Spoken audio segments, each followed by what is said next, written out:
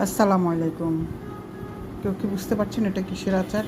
এটা কিন্তু আমের আচারও না। দেখতে মনে হচ্ছে যেন আমের আচার, বাট এটা আমের আচার না। এই আচারটা অনেক মজা, অনেক পুষ্টিকর। কেউ আগে বানিয়েছে কিনা আমি জানি না, কিন্তু আমি বানিয়েছি এই প্রথম।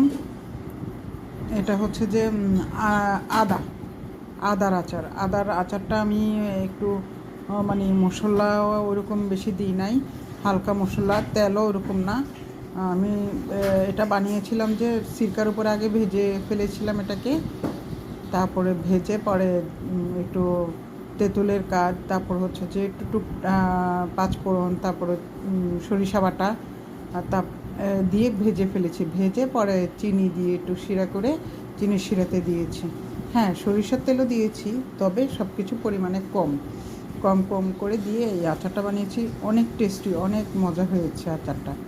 আমি এটাতে ইউজ করেছি হচ্ছে যে সাদা গোলমরিচের গুঁড়া, সেজন্য একটু ঝালটাও ব্যালেন্স হয়েছে। যদি আমি লাল মরিচের গুঁড়া দিতাম তাহলে জিনিসটা একটু অন্যরকম হতো, কিন্তু আমি এটাতে লাল মরিচ দিই না, আমি এটাতে দিয়েছি হচ্ছে যে সাদা গোলমরিচের গুঁড়া।